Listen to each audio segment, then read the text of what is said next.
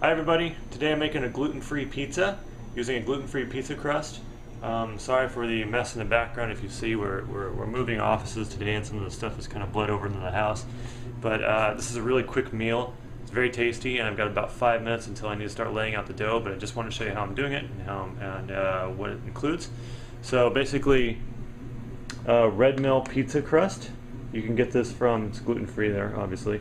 You can get that from Trader Joe's, I believe, Whole Foods, and also Jimbo's Naturally. What I do is I start off with a bowl. I put in, I believe it's 1.5 cups of warm water and the yeast comes inside this. And you let it sit for about 1.5 minutes, and then you add 2 tablespoons of olive oil and 2 eggs, and then you stir that up really quick for about 30 seconds. Then you take the rest of the flour that's in here and you dump that in and you mix it for about 1 minute. You're going to want to use like a KitchenAid mixer because it's really thick and it's hard to mix by hand. You can do it by hand, but I don't recommend it. So what am I going to throw in this thing? Well, I'm going to throw some olives in it. You want to check and make sure that your olives are gluten-free. They should be, but for some reason they may be packed in some kind of gluten preservative. Make sure that's good. Actually, I haven't even checked it on these yet, but I will.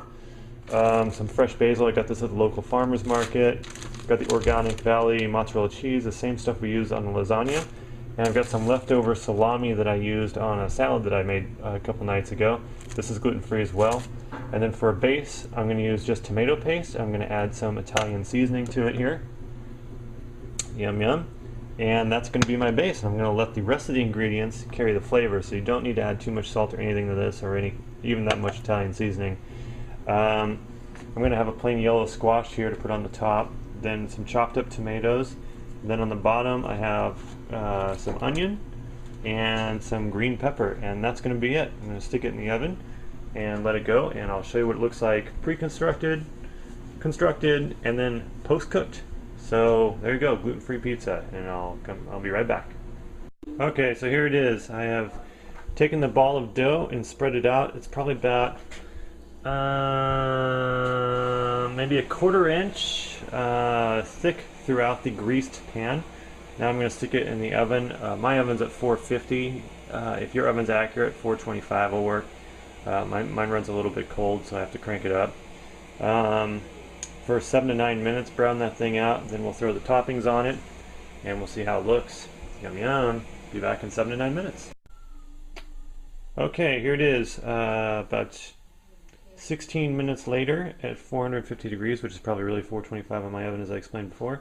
We've got a nice brown, probably about 3/8 of an inch thick pizza crust. We're going to put some stuff on it, and now that's been cooked a little bit, and get it ready for its final stage. So let's see how this looks after I'm done with it.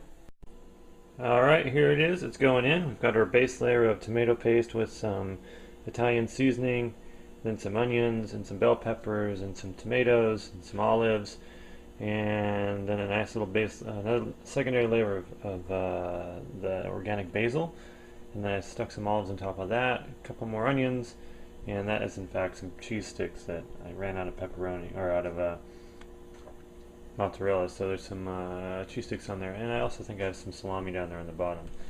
So we're going to pop that in, let it cook down. I've changed the oven from 450 degrees bake to broil, so it cooked from the top down, and we'll see how this turns out.